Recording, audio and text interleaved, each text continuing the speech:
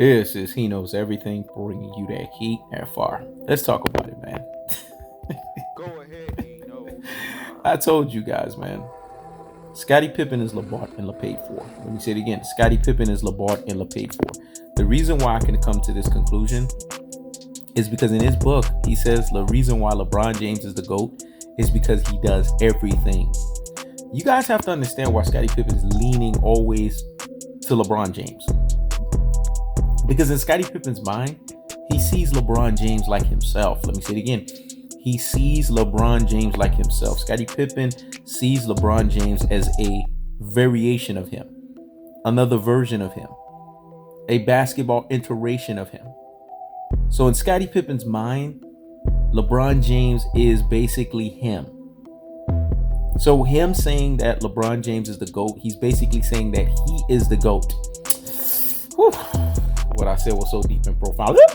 Let me let that marinate in the corpus callosum and in the cerebellum. So hear me, motherfucking well. When Scottie Pippen says that he's the GOAT, he's in actuality trying to say, well, he's not trying, he's actually saying that he is the fucking GOAT by basically saying that LeBron James is the GOAT. LeBron James does everything. When you think of Scottie Pippen, he's a utilities man. He does everything on the basketball court. The everything style does not work for the game of basketball. The everything style got Scottie Pippen how many titles without Michael Jordan? 0. The everything style got LeBron James how many titles?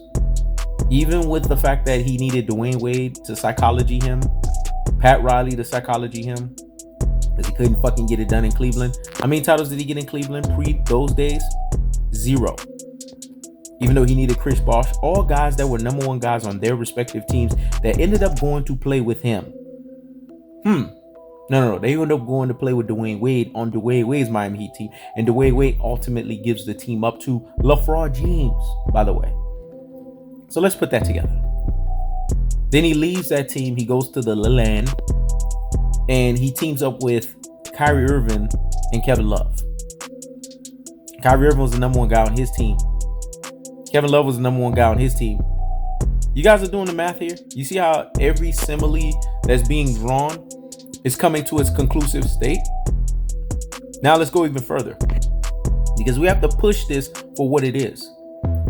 Then we sit here and we look at the fact that Scottie Pippen in his book is basically taking shots after shots after shots of Michael Jordan. You guys have to understand why these shots are being taken.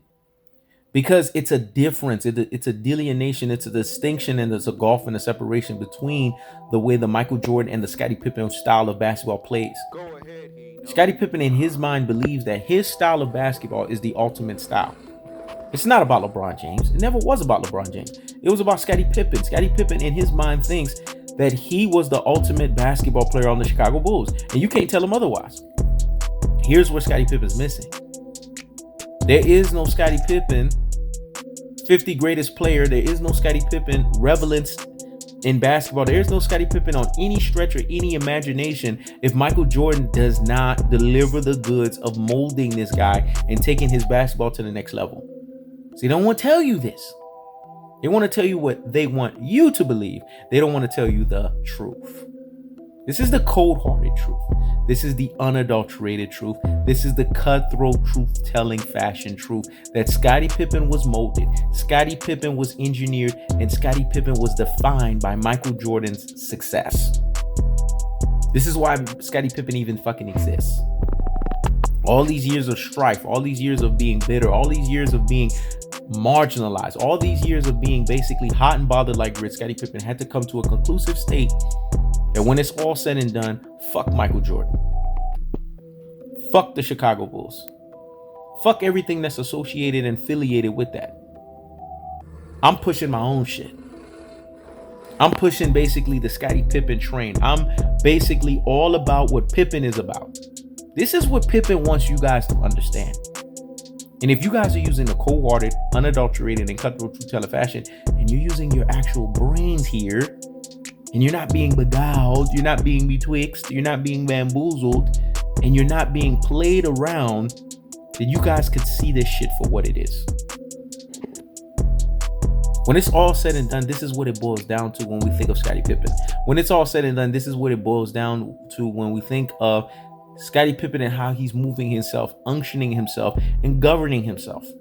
Scottie Pippen wants you to believe that when it's all said and done, what he is doing is the right thing. That's why he's going out on this tirade on this book. That's why he said all of the foul and vindictive and manipulative and basically bullshit and fuck shit things you could say in the book.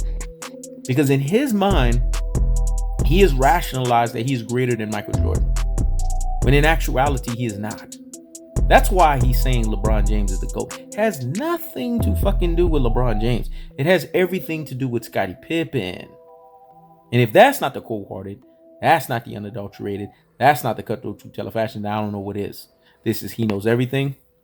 Check it out.